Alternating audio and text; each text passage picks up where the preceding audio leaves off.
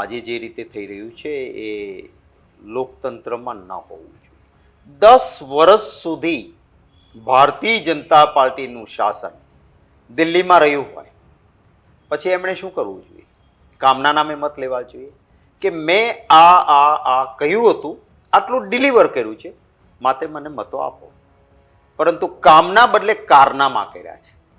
કામના નામે મત મળે એમ નથી.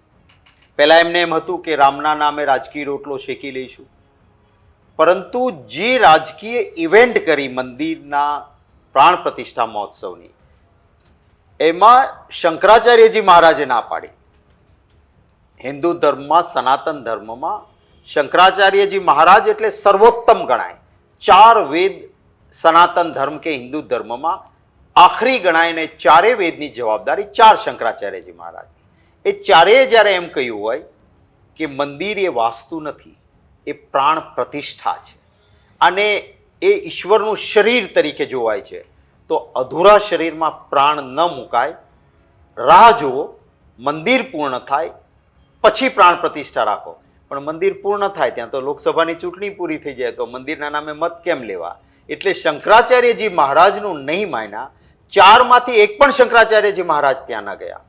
અને શંકરાચાર્યજી મહારાજે કહ્યું કે કંગુરાનું કામ બાકી છે, કળશ મૂકવાનો બાકી છે, તમે રામલલ્લાની પ્રાણ પ્રતિષ્ઠા કરશો અને પછી મજદૂર ઉપર કામ કરવા ચડે તો એના ચરણ, એના પગ એ રામલલ્લાની ઉપર આવે. આ પાપ કહેવાય. આ નહીં કરો. છતાં ભારતીય જનતા પાર્ટીએ એનું પણ નહીં માન્યું. અને હવે તમે જે કહો છો એ રીતે આ કરવાના કારણે એમને રામના નામે, મંદિરના નામે પહેલા પ્રયત્ન કર્યો પણ બહુ ઉપડ્યું નહીં, કામ તો કર્યા જ નહોતા.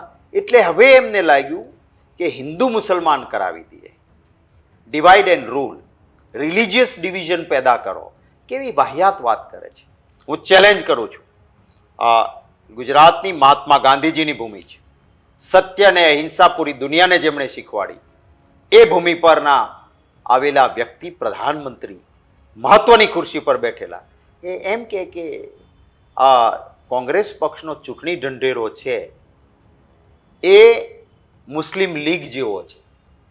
હું અભિનંદન આપીશ. એક ચેનલના એક રિપોર્ટરે આખું એનાલિસિસ કર્યું કે દેશના પ્રધાનમંત્રીને ભાજપ કોંગ્રેસના ચૂંટણી ઢંઢેરામાં જે બોલે છે એમાંનું કંઈ છે જ નહીં. એક મુદ્દા એણે ફેરવીને, એક ઇન્વેસ્ટિગેટિવ જર્નાલિઝમ કહેવાય એવું કરીને કહ્યું, દેશના પ્રધાનમંત્રી સદંતર જુઠ્ઠાણું બોલે.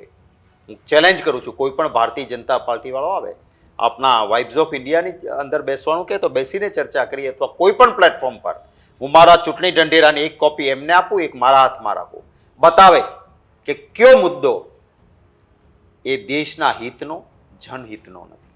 પરંતુ આ કરવાનો એનાથી થાય છે નુકસાન શું? તમે જુઓ, આપણી દેશની લોકશાહી, આપણું બંધારણ આખી દુનિયામાં વખણાયું, પરંતુ હવે અત્યારની સરકારે મતોના રાજકારણ માટે વિરોધ પક્ષના એકાઉન્ટ બંધ કરી દેવાના, સીઝ કરવાના, કોઈ વિરોધ કરે તો એને જેલમાં નાખી દેવાના, જે કોન્સ્ટિટ્યુશનલ એજન્સીઝ છે એની સાથે છેડછાડ કરવાની, પરિણામે leading newspaper of the world, દુનિયાના જે અગ્રેસર અખબારો છે, એમણે આપણી લોકશાહી સામે પહેલી વખત પ્રશ્નાર્થ મૂક્યા, ચિંતા સેવી.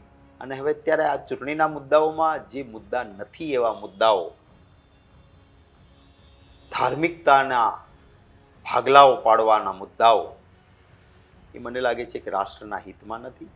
મતોની વોટ બેંક માટે કરી રહ્યા છે, પણ એ આવકારદાયક નથી, હિતાવહ